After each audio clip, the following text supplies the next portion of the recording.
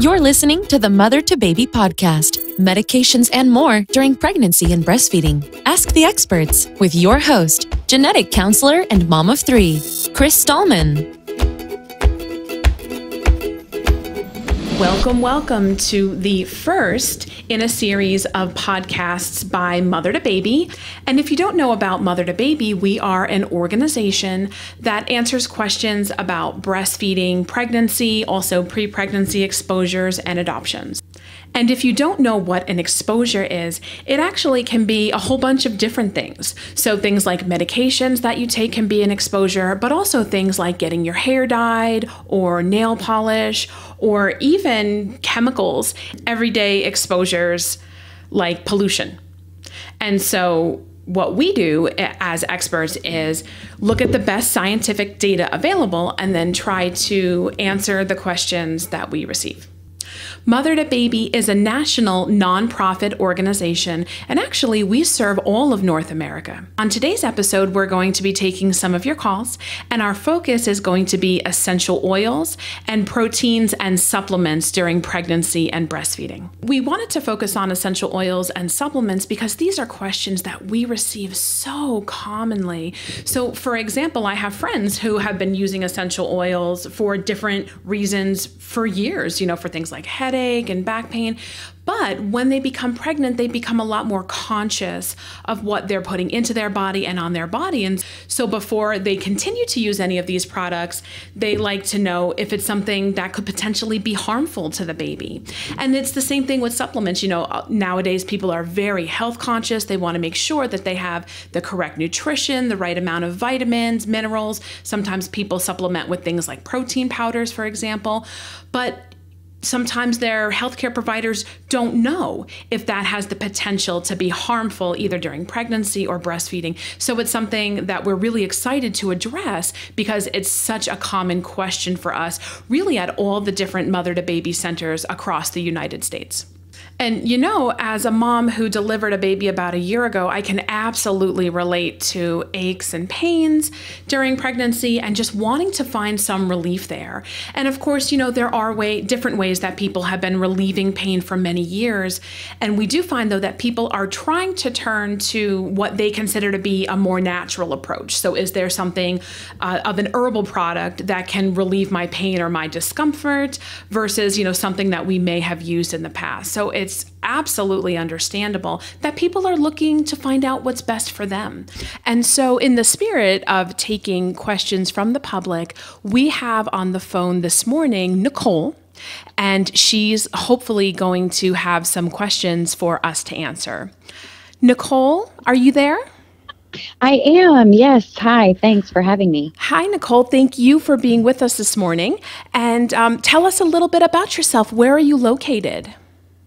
I am in Nashville, Tennessee, and I have 3 kids, so I'm not currently pregnant or breastfeeding, but I started using oils a few months ago. A friend of mine started selling them, and I was a little bit skeptical at first. I didn't quite understand their use or how I could replace certain medicines in my life with them. But anyway, I'm now a big believer in them because I get frequent headaches, and I started using oils to treat my headaches instead of medicine.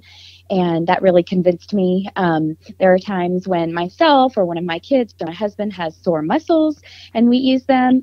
If we feel a cold coming on, we start using them. So already just in a few months, I've seen a big difference in the way oils can help us. So I've been talking about them a lot. And as a mom of 3 kids, I have lots of friends who are pregnant or breastfeeding, and they've started asking me questions about the use of oils in pregnancy or breastfeeding. So I don't have their answers. So I thought, well, maybe I'll call in and look to MotherToBaby and see if I can ask them a few questions that I've been getting and get back to my friends with their answers. The first one that I feel like I've been asked the most often is if a friend of mine is pregnant and wants to use oils, can she put them directly on her stomach while she's pregnant? That's a really great question. And here today to help us answer those questions is Alfred Romeo. He is a registered nurse with a doctorate in health promotion and education. He is the co-chair of the research committee for the Organization of Teratology Information Specialists, so that's the Otis group, and they are the parent organization of MotherToBaby. His experiences include work as a nurse in newborn intensive care, teaching college health education classes, training medical homes in improving services for children with special health care needs, training young adults with disabilities in leadership and advocacy, and helping families learn about child development. Al, thank you so much for being with us today. I'm happy to be here, and thank you for the question. She can put the essential oil directly on her stomach. Those essential oils don't get absorbed very well through the skin, so they might provide a little bit of benefit, a little bit of sensation benefit for her to help relieve some different pains or aches. And they might also provide a little bit of smelling sensations to help relieve those pains and aches also. So yes, she can put it on her belly and use it. We don't recommend directly ingesting those, and we'll talk a little bit more about the concerns with the herbals, but yes, she can put it on her stomach while she's pregnant. So as I mentioned, I get frequent headaches, and I have friends who get frequent headaches as well.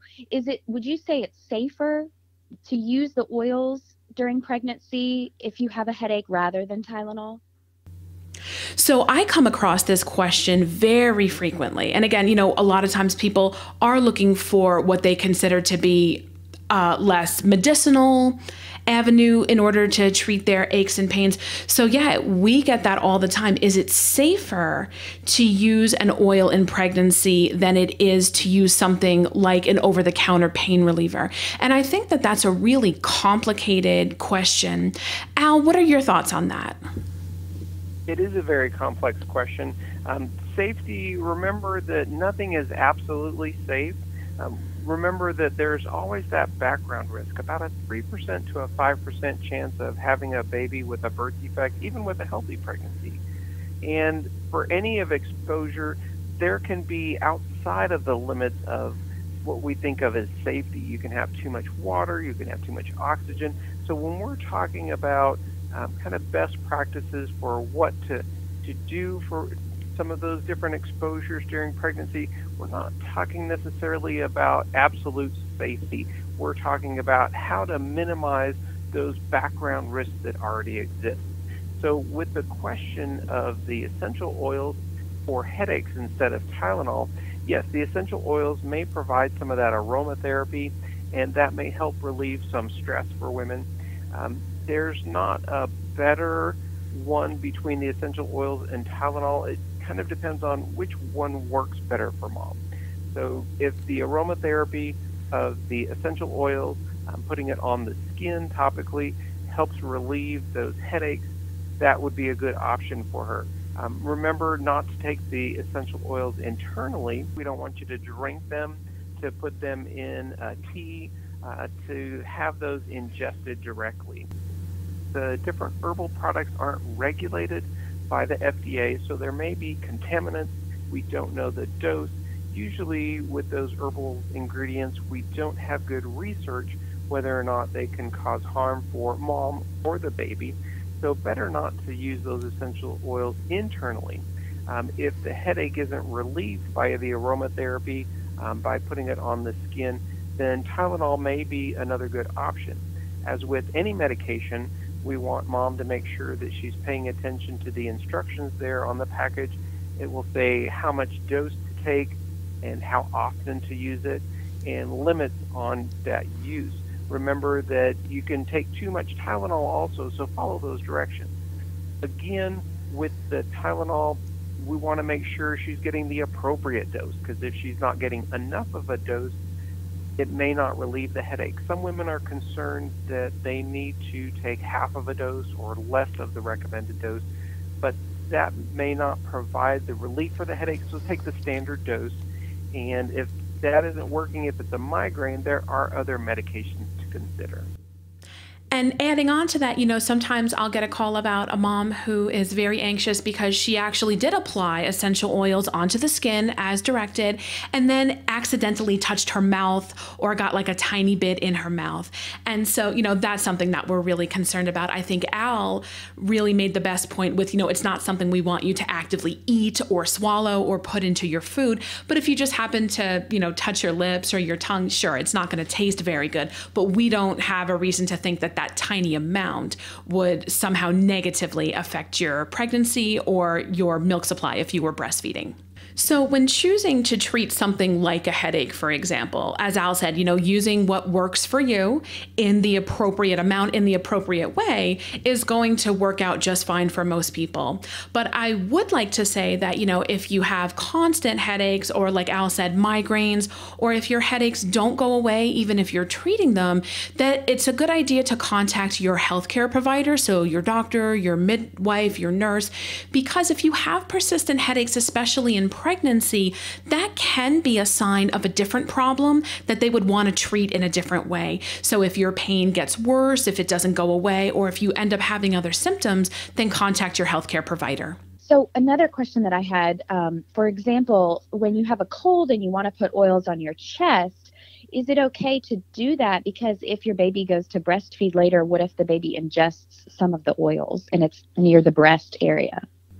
So this was certainly a popular topic this previous winter, in the middle of cold and flu season. And we did have a couple of people ask if they can put oils on their chest during, even though they're breastfeeding, and would that potentially have some issues in terms of breast milk or the baby ingesting some of the oils. And so what we tell people in general, like whenever they're applying any kind of topical product, is that, the skin is a great barrier and not a lot is usually going to be absorbed through healthy skin, and also to practice good hygiene, so making sure that your hands are washed. But when it comes to something like placing the oils directly on the chest, Al, do you have specific recommendations about, having that application and then putting baby to breast right away? That's a great question. As you mentioned, with the cold and flu season going around and some of those common remedies, mom can use those essential oils directly on her chest. Before feeding the baby, it is recommended that she go ahead and clean the nipple, wash her hands so baby doesn't directly come in contact with those essential oils. Baby may not like the taste of those. A little bit of that residue might get to baby, but we don't expect that to be an issue if most of it is washed off. So go ahead and use the essential oils. Make sure that the nipples are clean, just in general practice, and go ahead and feed baby then. So switching gears, we're going to talk now a little bit about protein shakes, because at MotherToBaby, we get a lot of different questions about things like protein shakes, other herbal supplements, and vitamin supplementation, because it's a pretty hot topic right now. And there are a lot of people out there who want to know if there is additional information, is there something that's compatible with pregnancy or breastfeeding? And really the question we get the most is there something I absolutely have to avoid? And so on the phone now, we have Gina. Gina, are you with us? I am, Chris. Hi, how are you? I'm doing great, Gina. How are you today? I'm good. I'm good. Perfect. Thank you so much for calling in. And where are you calling from? I'm calling from Connecticut. Okay. And are you pregnant or breastfeeding? I am currently 32 weeks pregnant. Okay. So I'd say pretty pregnant. And so what is your question? I actually have a question concerning protein shakes, and specifically protein shakes that include flaxseed. I had a question regarding that in my first pregnancy. I never really got a solid answer if that's safe or not. And I give them to my children every day. Every morning they get some kind of protein shake with a banana and whatever. And I'm so hesitant to even take a sip of it because of that flaxseed issue that I think is there. Yeah, we understand the concept of not getting a solid answer. And a lot of that stems from the fact that while there are many things on which we do have some information in pregnancy and breastfeeding, the things that aren't necessarily regulated by agencies like the FDA, so the Food and Drug Administration, the people who take a good look at our food and say, you know, is there something that's a problem in these ingredients? But protein shakes and supplements don't have to have that kind of regulation. And so because there's not that guidance, healthcare providers sometimes say, well, you know what? I don't really know if this is something that's okay to take while you're pregnant or breastfeeding. And so, Al, for Gina's question, specifically protein shakes that include flaxseed, what would you tell a caller about that? Sure, it's a very common question, and yes, as you mentioned, it's kind of complex. The protein itself is not a problem for the pregnancy. But again, we're talking about, as you mentioned, the not having those different products regulated. So we don't know if there's contaminants, heavy metals, those types of things. For the protein part of it, I would say stick to some of those name brand ones. Do a little bit of research with some of the reviews of those to make sure that you're getting some of those that are filtering out some of those heavy metals. As for the flaxseed part, we don't have good information on how much of some of those supplements, the DHA, the omegas, and the flaxseed kind of falls into this. It's very common for women to be exercising in pregnancy, to want to watch their cholesterol, and flaxseed is one of those things, like fish oil, that they want to use to try to help regulate their cholesterol and just have an overall healthier pregnancy.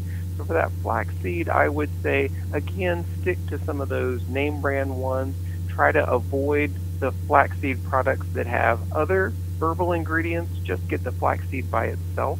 And again, stick to those regular recommended on the package dosages. Don't do too much of it.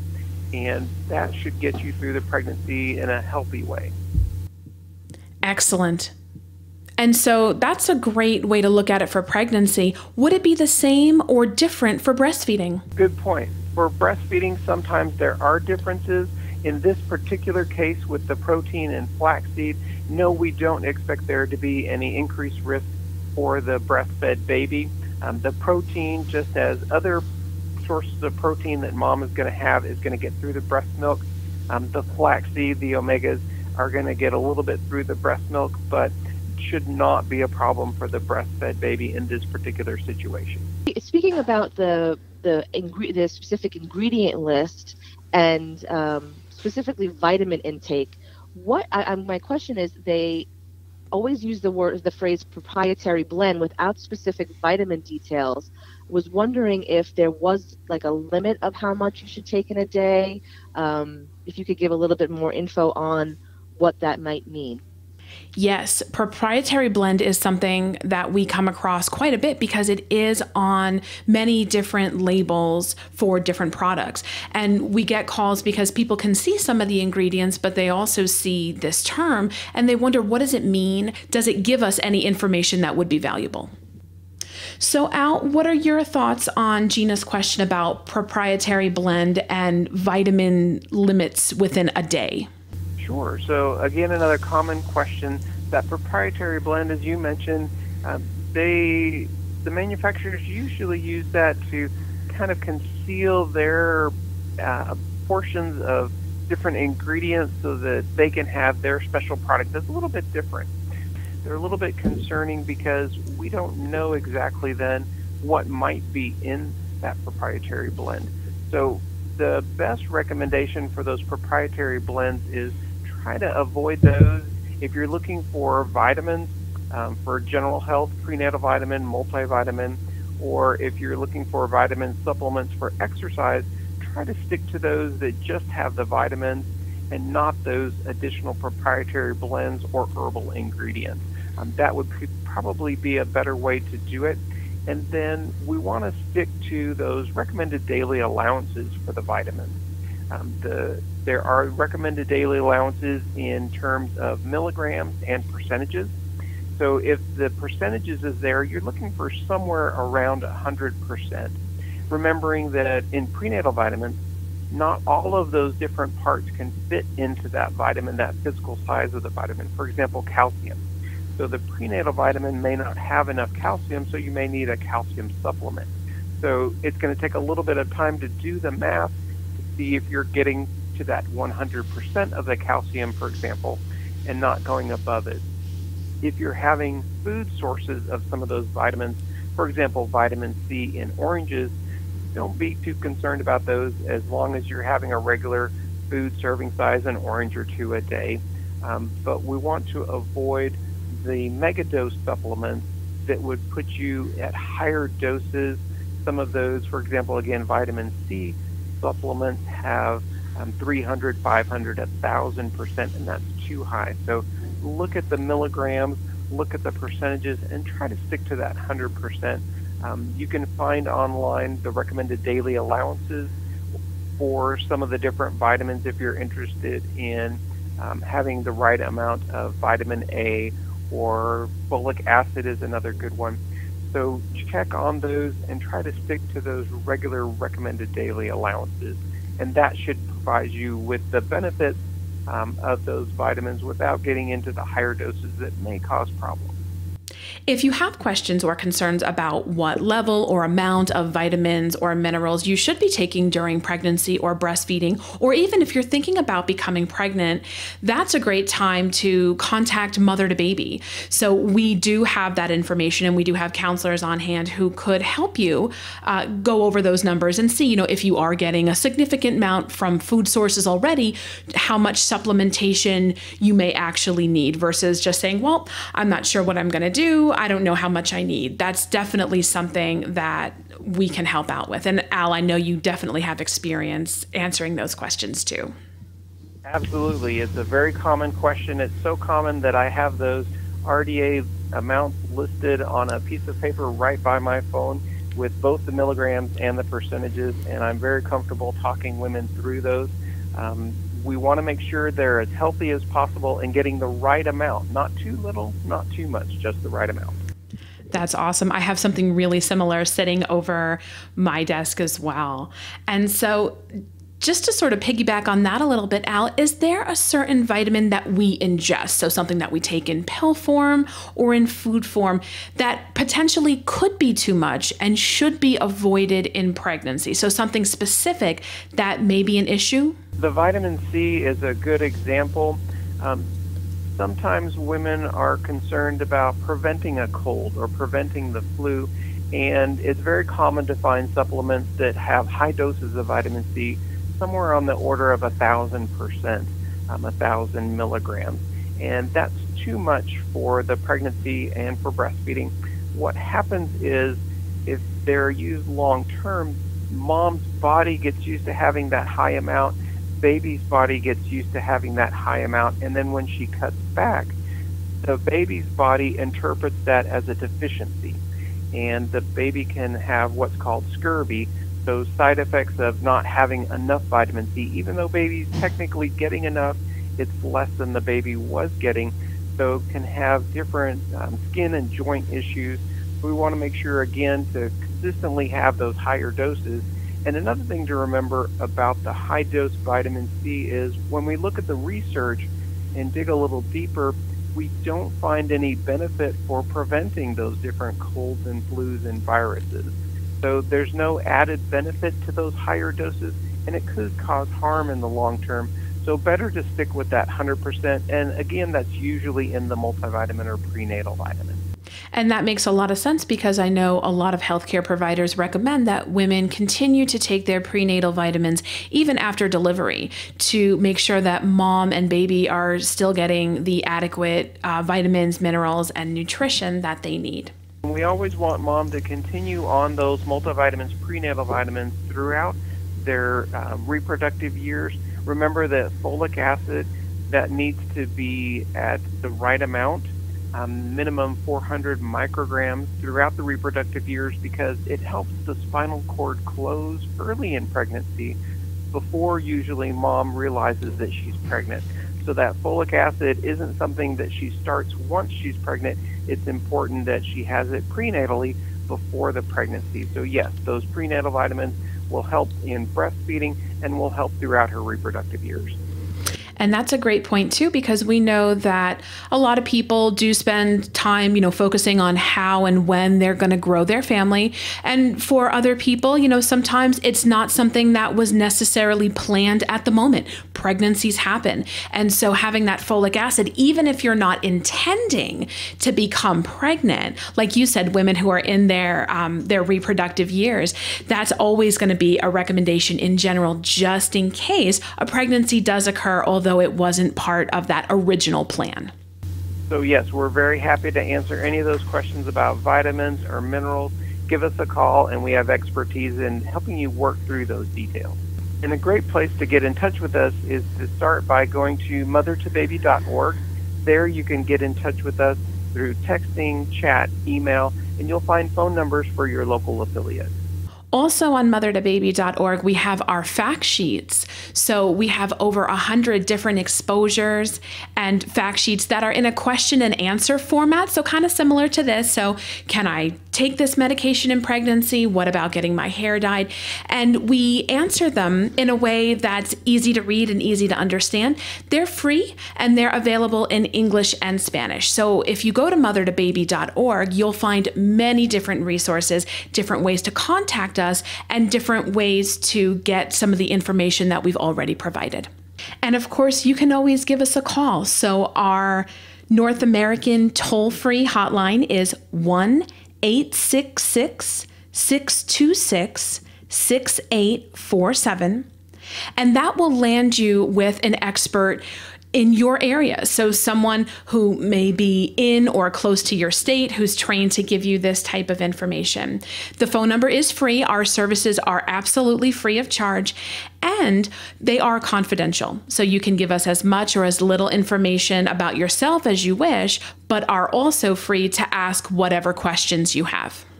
And we are going to be talking about a whole bunch of different topics in future podcasts. So things like beauty products, for example, which is something we always get questions about, and including marijuana use during pregnancy and breastfeeding, along with a whole host of other issues.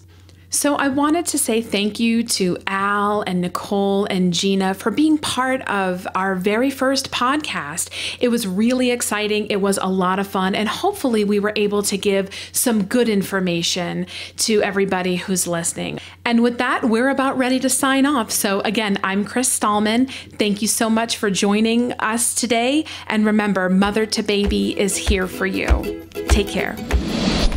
Mother to Baby is a service of the nonprofit organization of Teratology Information Specialists and supported by the Health Resources and Services Administration of the U.S. Department of Health and Human Services. It's made possible through generous donations from listeners like you. To learn more about Mother to Baby, please visit MotherToBaby.org.